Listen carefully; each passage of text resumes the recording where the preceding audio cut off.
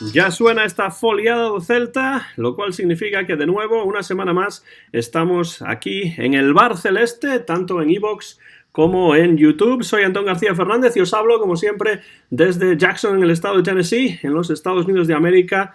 Y bueno, hoy tenemos el programa número 44. El Celta lleva 2 partidos sin perder, lo cual es noticia, pero no fue capaz de ganar este partido que se jugó ayer, noche de viernes, en el estadio de Balaídos, y de eso vamos a hablar, entre otras cosas, porque además en el programa de hoy vamos a echar una mirada atrás, porque se cumple exactamente 20 años. Y se dice pronto esto de 20 años, pero se cumplen 20 años de esa famosa victoria del Celta por 7-0 en la Copa de la UEFA frente al Benfica en Balaídos. Eran otros tiempos, era otro equipo, pero bueno, siempre conviene echar la vista atrás y recordar la historia del Celta, pues para no olvidarse de esa historia, y esperemos que algún día pueda repetirse. Saludamos al otro lado de la línea cibernética, como siempre, a mi buen amigo y cofundador del Bar Celeste, Fernando Rodríguez Estevez. Fernando está en Bayona, en Galicia, preparado ya para charlar acerca del Real Club Celta de Vigo. Fernando, bienvenido al Bar Celeste. ¿Qué tal, Antón? ¿Cómo estás? Un saludo para ti, para tu familia y bueno, para todos los celtistas que, como decimos siempre, están esparcidos, en el buen sentido de la palabra, por todo el mundo. Pues sí, aquí en esta parte del mundo en la que estoy yo, en los Estados Unidos, pues ya ha pasado el Día de Acción de Gracias, ese famoso Thanksgiving. Y bueno, yo di las gracias ese día por la victoria del Celta en el partido anterior frente al Villarreal, pero desgraciadamente no sirvió para que se refrendara esa victoria con otra en Balaídos frente al Real Valladolid. Y aquí en mi casa pues está mi familia, mi esposa, mi hija Libby también por aquí, ya preparando y decorando la casa para la Navidad que se nos avecina, que por supuesto no va a ser como la Navidad de Vigo, ¿no, Fernando?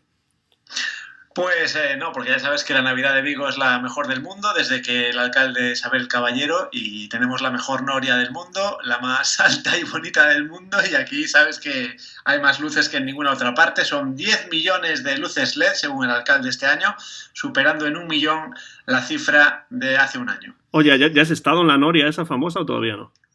Pues no, me han llegado imágenes de amigos subidos a esa noria. La velocidad es muy atractiva.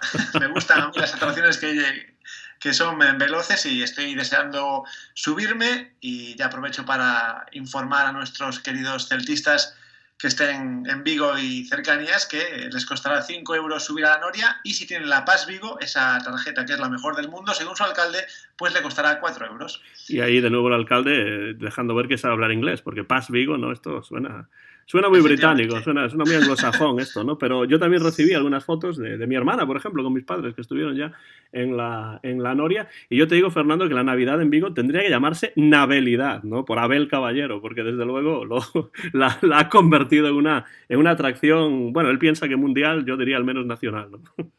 Sí, Nabelidad es una idea que, como llegue a sus oídos o al de sus asesores, pues seguramente llegue a hacerse realidad, ¿no? Yo no se lo voy a transmitir, pero la pondría con B de Abel, ¿no? Bueno, vamos a hablar ya de lo que interesa. Tenemos en Vigo la mejor Navidad del mundo, pero desgraciadamente no el mejor equipo del mundo. El Celta pues ilusionó a muchas personas, a muchos celtistas en el partido frente al Villarreal. 3 goles fuera de casa, que uno ya ni se acordaba de cuándo había ocurrido eso, y con victoria. Y bueno, pues ese partido, no digo que fuese un espejismo necesariamente, pero lo que sí digo es que no hay que echar las campanas al vuelo por una victoria en el Estadio de la Cerámica por 1-3, porque esas victorias hay que refrendarlas después contra equipos de nuestra liga, como pueden ser, pues en este caso, el Real Valladolid, que en mi opinión llegó a Vigo a jugar poco.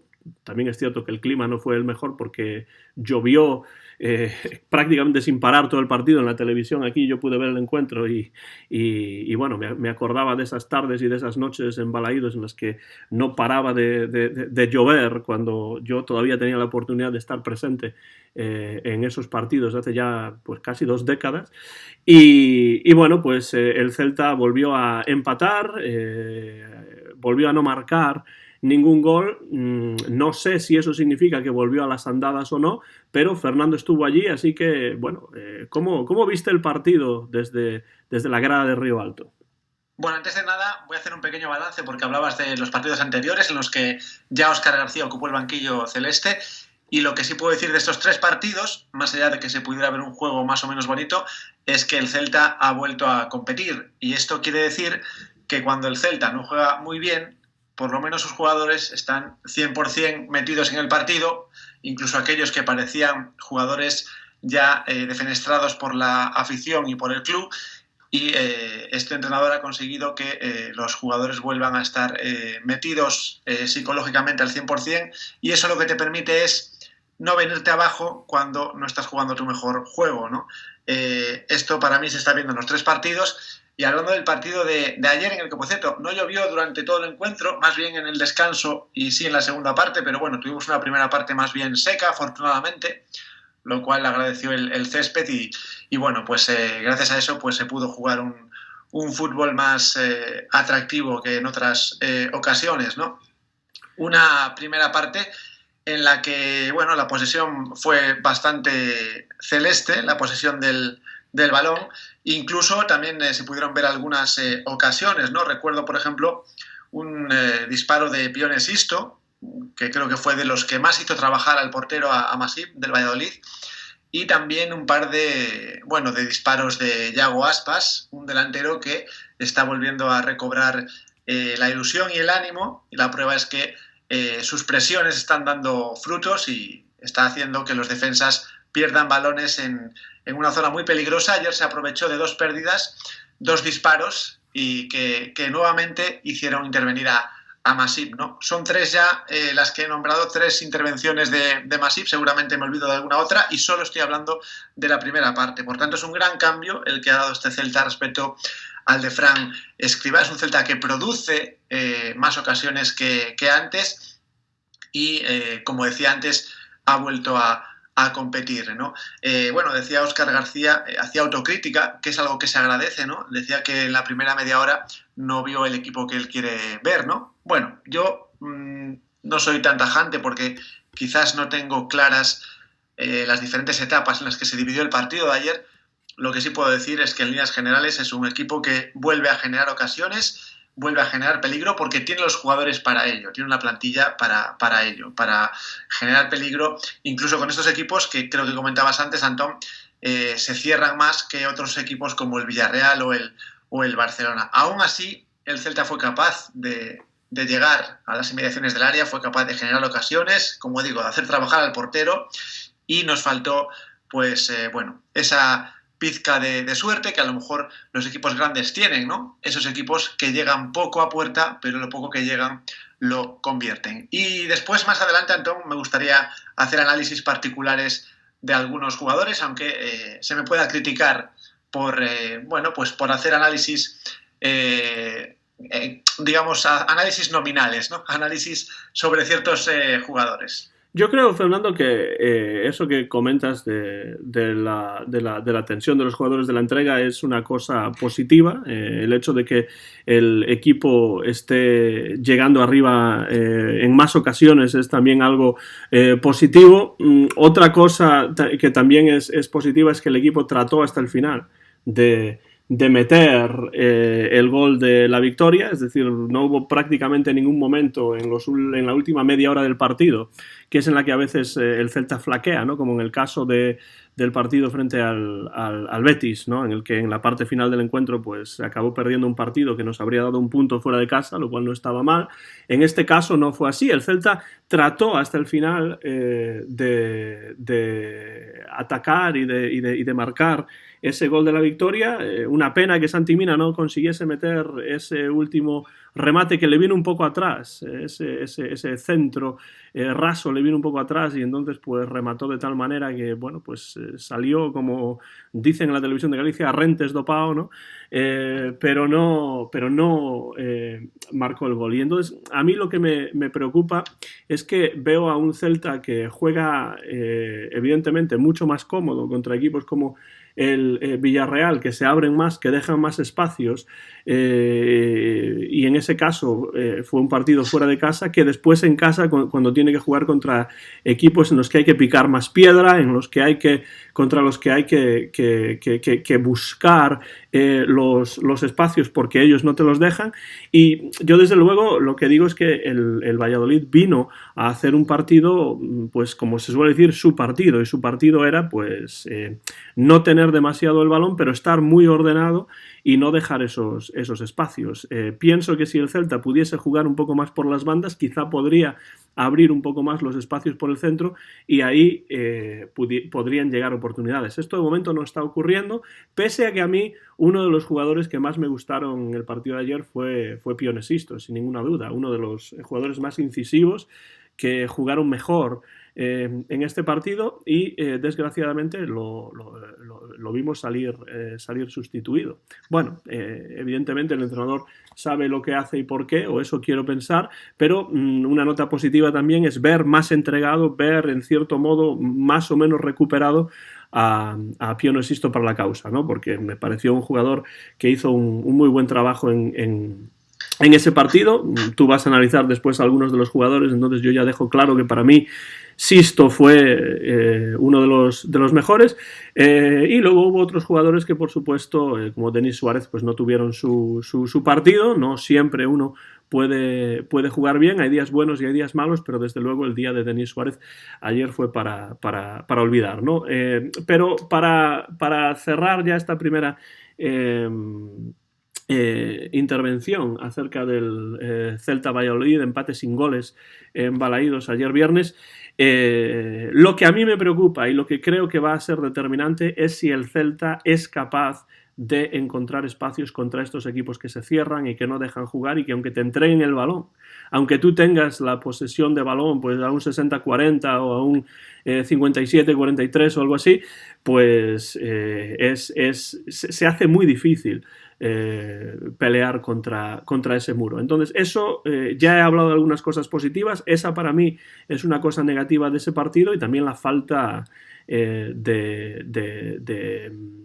la falta de diana, ¿no? La falta de acierto de cara a gol, porque de nuevo nos encontramos con un partido que por H o por B acaba sin que el Celta perfore la meta rival en ningún momento. Fernando, si tú quieres, puedes ir hablando de cada uno de los jugadores, y ya te diré si estoy de acuerdo o en desacuerdo con tus comentarios.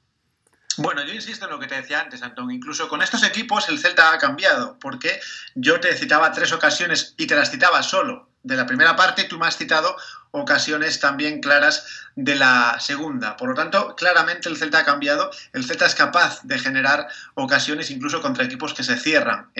Y repito, el partido de ayer se pudo ganar, y poniendo en una balanza lo que hizo un equipo y lo que hizo otro, claramente el resultado más justo hubiese sido un 1-0, ¿no? Por poner un marcador determinado. Bien, pasando al análisis nominal, que le he llamado yo nominal, ¿no? Porque quiero hacerlo sobre jugadores concretos, no sobre los 11 o los 13 que jugaron o 14 que jugaron ayer, sino sobre algunos. Empezaré diciendo que eres muy bueno y condescendiente con Santi Mina, ¿no? Comentabas antes que el balón le vino muy atrás. Un poco atrás.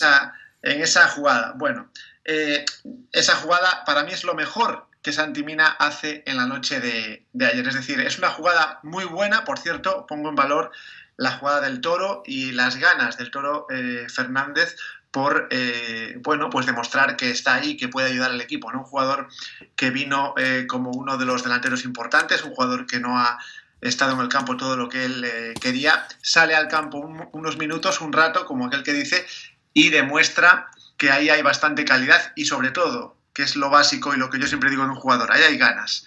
Y cuando hay ganas, si a eso le aportas calidad, pues ya tenemos la guinda del pastel, ¿no? Bueno, y te comentaba antes lo de Santi Mina, ¿no? Claramente, y ya lo puedo decir ahora sin temor a equivocarme, el Santi Mina que salió de Vigo hace unos años destino Valencia era muchísimo mejor jugador el Santi Mina que ha vuelto ahora en ese trueque con Maxi Gómez, ¿no? Claramente el tiempo pues, nos ha quitado un jugador que realmente prometía muchísimo. Nos encontramos en el presente con un Santi Mina que no desborda, un Santi Mina que le cuesta horrores marcar, un Santi Mina que parece, no sé si decir desconcentrado, pero no es preciso en los pases, no se le ve, metido en las jugadas. Realmente es difícil hacer un diagnóstico, pero como digo, la valoración general es que hemos traído a una persona que no es la que se fue hace algunos años a Valencia, ¿no? Teníamos un extremo buenísimo, de una calidad tremenda, llegaba al área, realmente creaba peligro. El Santi Mina que tenemos hoy en día en el Celta no apenas crea peligro. Me viene a la mente una ocasión, un balón de Olaza que le pone perfecto a Santi Mina para rematar, en boca de gol. Y no es que remate fuera, que como te digo, el remate que hizo ayer en ese pase de Toro Fernández es de lo mejor que hace, si no lo mejor que hace Santi Mina la noche de ayer.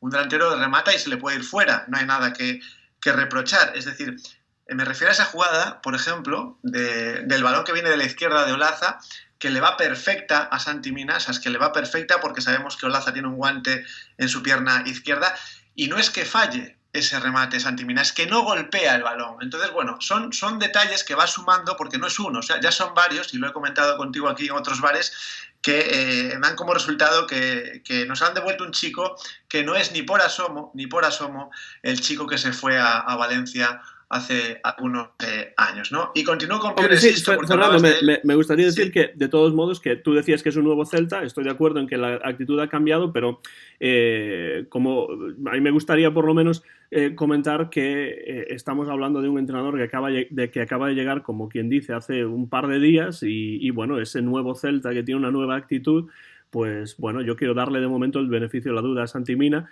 porque todavía, bueno, pues aún acaba de jugar el Celta un par de partidos o tres con el nuevo entrenador, ¿no? Entonces eso creo que puede también tener su importancia. Si el Celta empieza a carburar, yo creo que jugadores como Mina van a empezar a carburar también. Sí, pero lo que le pasa a Santi Mina no le pasa a otros jugadores, es decir, estamos viendo buen nivel de muchos otros jugadores y no estamos viendo buen nivel de Mina, ¿no? Parece un poco que va como a distinta velocidad y ojalá acabe siendo el Mina que todos vimos. Es que, repito, que todos vimos hace unos años, un Mina que era más joven y con menos experiencia, ¿no? Y hablando de Pione Sisto, ¿no? Me hablabas de que ayer fue uno de sus mejores partidos. Bueno, yo te destacaba algunas ocasiones que tuvieron a Sisto como protagonista, ¿no? Ese disparo, creo que es el primer disparo que hace el Celta a puerta ayer, que realmente pues es el típico disparo que para el que no necesita ni coger carrerillas, Sisto, ¿no? Realmente golpea muy bien el balón y obliga a hacer un paradón. Yo creo que es la mejor parada de la noche a Masip, ¿no? El portero del Valladolid. Pero bueno, es cierto que hay más detalles de calidad de Pione Sisto. Y la parte mala de Pione Sisto es que sigue teniendo un vicio que yo creo que lo tuvo en cuanto llegó a Balaídos, en cuanto llegó al Celta, y lo va a seguir teniendo, ¿no? Es la manía, por decirlo de alguna manera, de no pasar el balón cuando realmente es lo que debe hacer y evitar pérdidas absurdas, ¿no? Por no decir, por ejemplo, otros defectos como pues no encarar y no, digamos, avanzar metros con el balón cuando realmente tiene espacio. En lugar de eso, lo que opta o lo que prefiere hacer es dar una vuelta sobre sí mismo para buscar no sé qué a no sé quién y no sé dónde y no sé por qué. Entonces, bueno, son dos manías, la de no entregar el balón en el momento en el que hay que entregarlo y la de no encarar y no hacer la función de un extremo, que es la de aprovechar tu banda cuando hay espacio, sobre todo, ¿no? También es cierto, Fernando, de todos modos, que sí, muchas veces cuando da esa vuelta en sí mismo sí que se quita a rivales de encima, ¿no? Y entonces sí, encara o encuentra un pase al ángulo. Bueno, era difícil ayer por el estado del terreno de juego, pero bueno, también he visto algunos momentos en los que él sí hacía esto. Para mí, te lo digo, lo peor de Sisto en el partido de ayer, personalmente, es que lo cambiasen. Yo, desde luego, no lo habría sacado del campo. Pero bueno, ese soy yo, no Óscar García. Bueno, y ya para finalizar con el análisis sobre Pione Sisto, te hablaba de que no sabe ver el momento de dar el pase, y muchas veces cuando da el pase es porque él ya ve que individualmente no tiene opciones y da un pase. Las consecuencias son que ese pase es de una calidad bajísima, es de una potencia inapropiada y deja al equipo muchas veces vendido porque ese pase no llega al destinatario, ¿no? Bueno, son más o menos dos análisis que quería hacer particulares sobre estos dos jugadores. Y antes hablabas también de otro jugador como es Denis Suárez. No estoy de acuerdo en que haya jugado un partido tan malo como para olvidar, ¿no? Que comentabas tú antes, Antón. Creo que Denis trabajó, bueno, quizás no haya sido su partido estrella con el Celta, pero sí trabajó, sí provocó faltas y yo creo que sí provocó que el Valladolid se preocupase casi individualmente por sus acciones, Antón. Yo ahí discrepo sobre todo porque, bueno, creo que el lenguaje corporal de Denis cuando sale sustituido del campo deja claro, desde mi punto de vista, puedo equivocarme, pero desde mi punto de vista deja claro que él mismo no estuvo contento con su actuación. Yo creo que si él estaba enfadado, si él estaba enojado, era más consigo mismo que con el entrenador por haberlo cambiado, y yo creo que fue un partido para olvidar simplemente porque creo que en este partido en particular entró poco en juego. Yo lo vi muy perdido por el campo y en las ocasiones en las que entró en juego pues no me pareció que aportase demasiado desde un punto de vista ofensivo, que es lo que se espera de él por la calidad que tiene. Entonces, por eso yo pienso que fue uno de los jugadores sustituidos y pienso que él estaba más enfadado consigo mismo que con otra cosa por su actuación. Bueno, quizás sea esa la impresión que transmite Denis. También se podría pensar que estaba enfadado por el cambio. Bueno, en definitiva creo que tiene que ser una pieza importante. Y ahora me acaba de venir a la cabeza, Antón, me lo vas a permitir que un minutito se lo dedique a Rafinha, porque la recuperación del brasileño tras esa lesión, yo creo que enésima lesión ya de su carrera, bueno, pues ayer finalmente lo veíamos volver al equipo. Y se notó realmente mucho ese cambio cuando Óscar García le dio la oportunidad de jugar los últimos minutos. Rafinha volvió a demostrar que yo creo que tiene un sitio bastante asegurado en este equipo si mantiene el nivel que ofreció en los minutos que pudo disputar ayer, ¿no?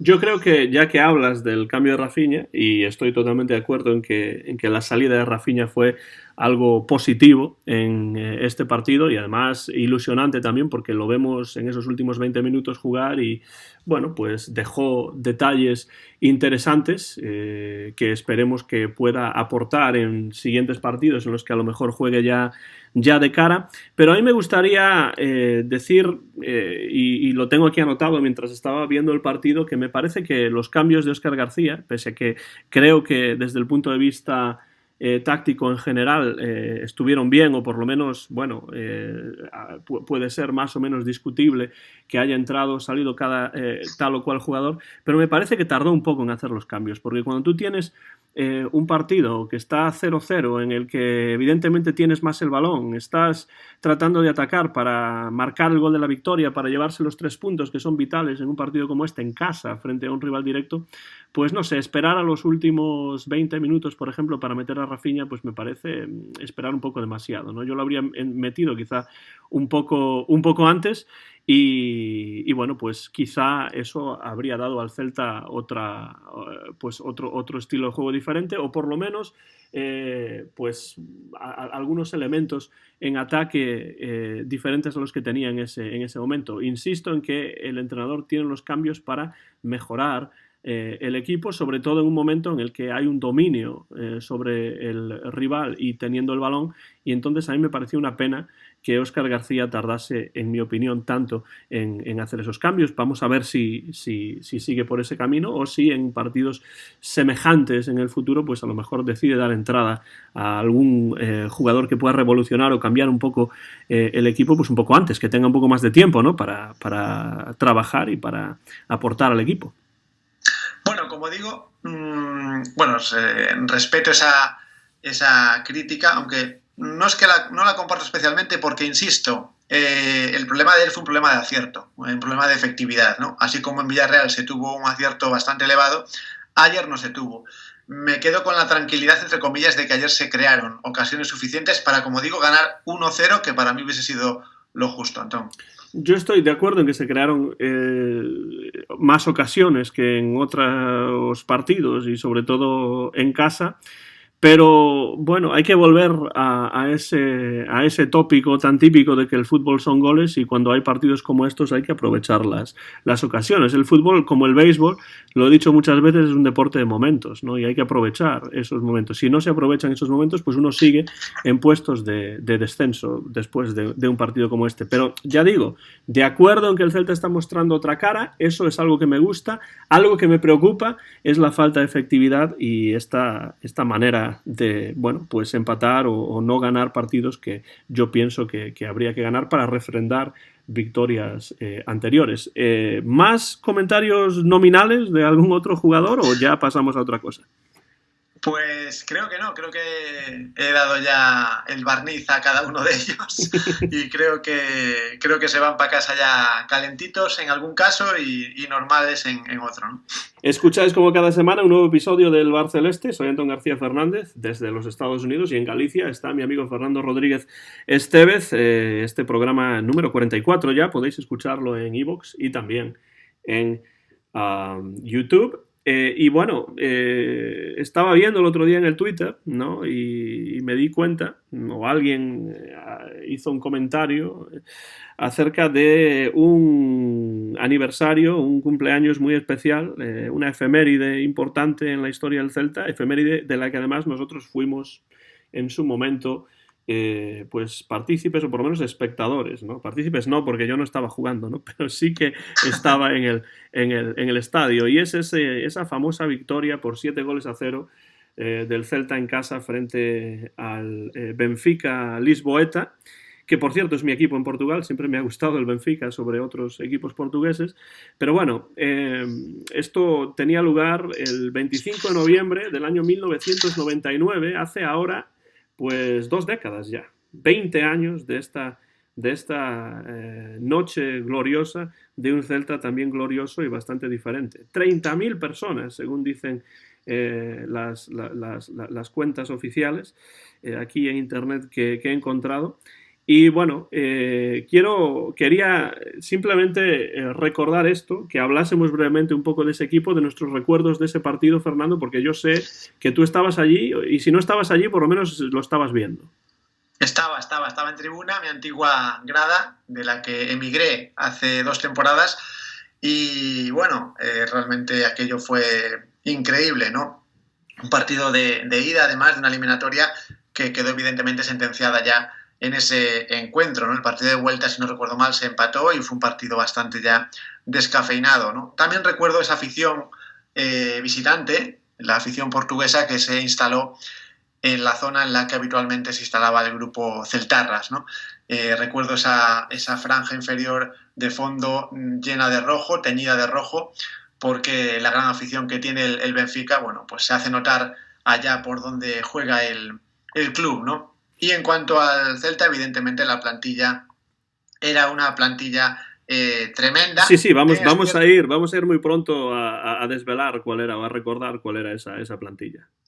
Sí, pues evidentemente era una plantilla que, claro, con el tiempo se ha visto que era una plantilla inflada, ¿no? Una plantilla que el Celta no se podía permitir y de esos polvos llegaron estos lodos, ¿no? Por eso las cuentas al final pues no salían. Lo que sí nos llevaremos para siempre con nosotros es esa emoción de ver al Celta jugar pues de una manera brillante y golear a un equipo que en aquel momento realmente no era inferior al Celta ni muchísimo menos, ¿no? En absoluto. Y bueno, yo recuerdo ese partido, Fernando, específicamente, no solamente por el resultado, sino porque yo creo que fue la vez en que vi a Balaídos más lleno en toda la historia, por lo menos mi historia personal. Jamás he visto, ni vi antes ni vería después, aunque ahora ya llevo mucho tiempo, evidentemente, aquí en los Estados Unidos sin ir al estadio de Balaídos, pero jamás vi Balaídos tan lleno como ese día. Evidentemente, muchos aficionados portugueses se acercaron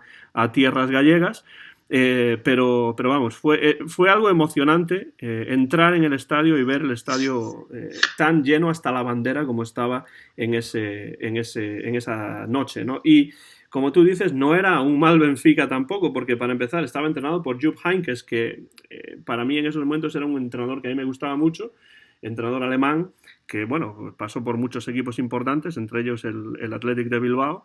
Y bueno, pues tenía el Benfica a jugadores como el portero Robert Enke, tenía también a Karel Poborski, y bueno, estaba también Joao Pinto, estaba Nuno Gómez, bueno, tenían un buen equipo desde luego los lisboetas, ¿no? Pero el Celta desde luego tuvo un equipo para esa noche de absoluta gala, ¿no? Y entonces vamos a ver quién estaba por ahí, pues lo tengo aquí, no es que lo recuerde yo de memoria, aunque al ver la alineación sí que me acuerdo perfectamente de todos los jugadores, pero en la portería teníamos a Dutruel, uno de los mejores porteros que ha tenido el Celta en las últimas décadas.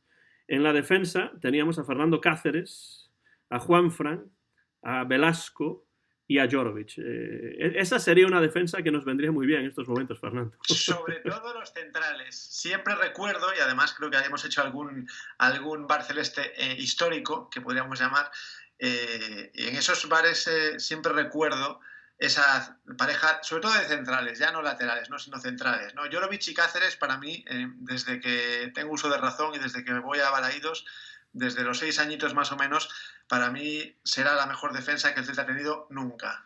Desde luego, si esos dos cometían un error o regalaban un balón, era noticia a nivel nacional, la verdad, porque vaya pues anclas para esa defensa céltica, ¿no? Que eran esos dos jugadores. Después, en el centro del campo, atención, teníamos a Everton Giovanella, ni más ni menos, Valery Karpin, Claude Makelele, que después sería el Real Madrid, y Alexander Zarmos-Toboy. Es decir, bueno, es que a cada cual mejor, ¿no? Pues efectivamente. Pensé que ibas a decir a Maciño, pero parece que no estaba en esa temporada el jugador brasileño. Bueno, con todos los que me nombras, efectivamente se puede hacer un centro del campo y poner unos extremos brutales, ¿no? Realmente, además, se entendía muy bien que a veces en un equipo se juntan jugadores de gran nivel y no hay equipo como tal. En este caso sí lo había, ¿no? Desde luego, y bueno, Maciño no estaba, pero para mí Maciño siempre será pues mi jugador fetiche de la historia que yo recuerdo del Celta. Lo que no recuerdo y no he visto, pues no, de eso no puedo opinar, pero un jugador como Maciño, vestido de celeste, bueno, estaba en la grada ayer, lo pude ver en la televisión. Pero bueno, cuando estaba en el campo vestido de azul celeste era una verdadera maravilla. Y finalmente en la delantera teníamos a Gustavo López y a Mario Turdó. Bueno, dos jugadores también de un perfil atacante excepcional. Y el entrenador, pues como todos recordaréis, era Víctor Fernández, que bueno, también es otro entrenador que yo recuerdo con mucho cariño porque me parece, bueno, de los mejores entrenadores que pasaron por el banquillo celeste, pues en toda su historia, ¿no? Por lo menos, de nuevo digo, en la historia que yo recuerdo. Sí, hablabas antes de Gustavo López. Si no recuerdo mal, Gustavo López jugaba más bien de extremo, sí. Un poco haciendo el contrapunto a Valery Karpin, que jugaba por la banda derecha, y en punta a Turdó, un Turdó con el que el Celta hizo un gran negocio porque lo adquirió de un equipo francés por, bueno, un montante de dinero no muy escandaloso, y lo vendió nuevamente a Francia, si no recuerdo mal, por una cantidad importante. Fue uno de los grandes negocios de Horacio Gómez. Y bueno, hablando un poco de cómo se desarrolló el partido, pues al Celta le llevó 19 minutos a abrir el marcador con un gol de penalti de Valery Karpin, y le llevó pues en total pues otros 40 y tantos minutos meter los siguientes 6 goles para completar un total de 7-0. Makelele marcó el segundo con un tiro de pierna derecha magnífico. Turdó también con la derecha marcó el 3-0. Juanfran de cabeza marcó el 4-0 y así nos fuimos al descanso ya con 4-0. Y recuerdo, pues, bueno, los ojos abiertos como platos, ¿no? Viendo a un Celta en 45 minutos con un 4-0 de ventaja al descanso.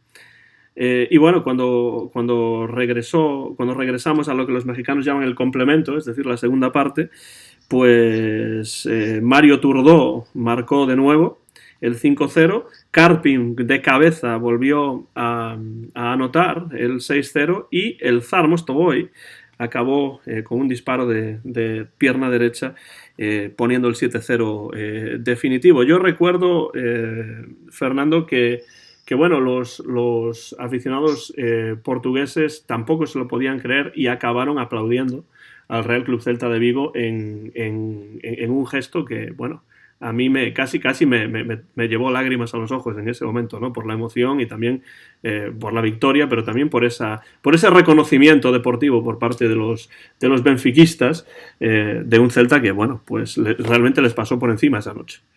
Bueno, y además no sé si este resultado provocó alguna que otra dimisión en el club del Benfica, ¿no? Porque se habló mucho de la vergüenza, algún directivo, no sé si incluso el presidente del club portugués hablaron de vergüenza, de deshonra y adjetivos parecidos, ¿no? Con lo cual, no sé si a corto plazo o a medio plazo trajo consecuencias en el puesto de trabajo de alguno que otro.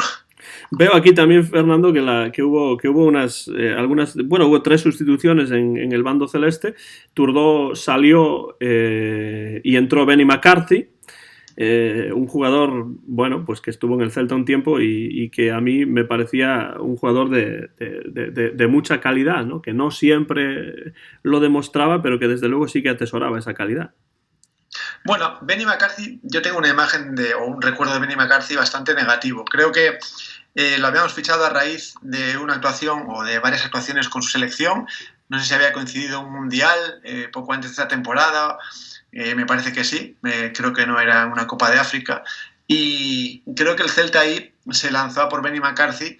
Bueno, después de la típica actuación en un gran torneo, como hacen muchos equipos, que luego resulta que el fichaje pues no era tan bueno y acaba fracasando. Digamos que era bueno su selección y lo demostró, pero no tanto en el equipo que lo adquirió. Y además, yo creo que la juventud, la excesiva juventud que tenía también jugó en su contra, ¿no? No tengo un recuerdo tan positivo, a pesar de que participó en victorias como la que se produjo sobre la Juventus de Turín. También 4-2. También en Balaídos con 4 goles, pero ya te digo, no es de los delanteros que pasará a la historia en el Celta, porque creo que lo que se generó alrededor de su fichaje fue bastante más de lo que al final Benny McCarthy aportó al club, ¿no? Y eso pasa en muchas ocasiones, sobre todo con jugadores que vienen de una buena actuación en cierto torneo, como puede ser un Mundial o una Copa América, una Copa África o Eurocopa o alguna competición semejante. Posteriormente, Juanfran saldría del campo y entraría Pablo Coira.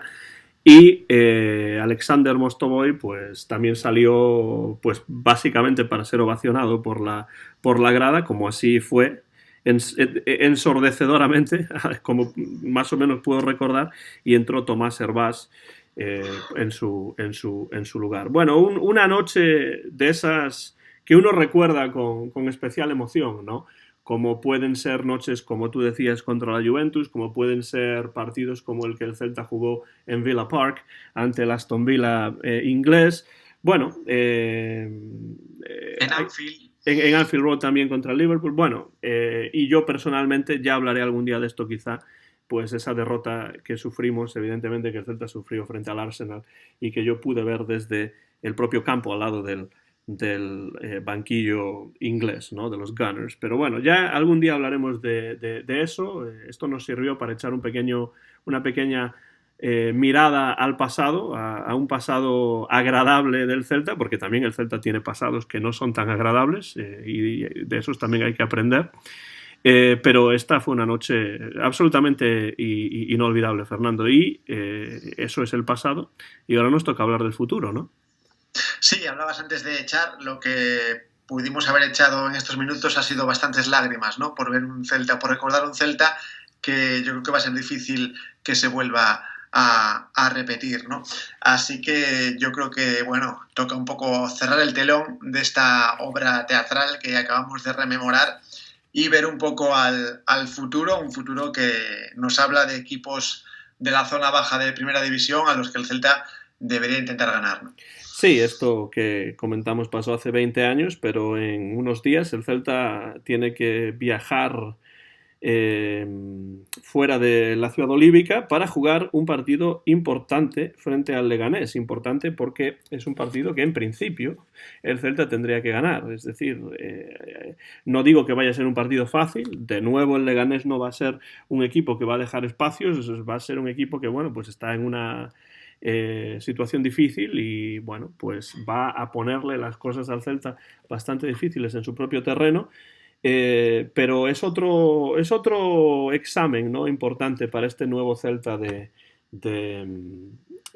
Óscar García, que esperemos que no haya llegado Óscar García, no digo tarde porque hay mucho tiempo todavía para mejorar la situación y para mejorar la posición en la tabla y tal y cual, pero bueno, echando la vista atrás, yo pienso que el Celta tiró a la basura 9 puntos, así, no trayendo a Óscar García un poco antes y no dándole pues más partidos y menos partidos a Escribá. Pero bueno, eso alguien puede decir, vaya tipo más ventajista diciendo eso ahora porque perdieron los partidos y tal. Pero yo pensé siempre que el cambio tenía que llegar antes de esos 3 partidos en 8 días. Pero bueno, me estoy liando. Y simplemente quiero decir que el partido frente al Leganés va a ser un partido muy difícil porque el Leganés está necesitado, es un equipo que tampoco deja jugar y entonces el Celta va a tener que pasar un examen importante fuera de casa frente a este conjunto. ¿Cómo ves ese partido, Fernando? Bueno, yo creo que Celta tiene que intentar mejorar un poco la imagen o el juego, quizás para generar un poco más de lo que se generó este pasado viernes en Balaídos contra el Valladolid. Te lo decía antes, los equipos que son muy grandes no necesitan hacer demasiadas ocasiones para al menos marcar un gol. Los equipos medianos y los pequeños necesitan hacer muchísimas ocasiones para meter el primer gol. El Celta tiene que trabajar en hacer más ocasiones todavía porque está claro que el nivel de acierto no es elevado, por tanto, pues con más ocasiones, por estadística, tenemos que mejorar esa efectividad. Y creo que el partido contra el Leganés puede ser similar al partido de ayer contra el Valladolid. Bien, es cierto que no sé exactamente el estilo que tiene el nuevo entrenador del Leganés, por cierto, mexicano, Javier Aguirre. No sé de qué manera quiere que jueguen sus equipos, a pesar de que ya estuvo en España, pero bueno, no lo seguí demasiado, así que es una incógnita. De todas maneras, insisto, tiene que trabajar el Celta en hacer todavía más ocasiones que las que hizo ayer, ¿no? Un número que no me parece ni mucho menos, digamos, criticable. Creo que el número de ocasiones de ayer es normal, repito de nuevo, para al menos haber ganado 1-0, así que creo que, bueno, quizás haya que apelar un poco a la suerte, además de al trabajo que ya se está haciendo por parte de los hermanos Junyent, ¿no?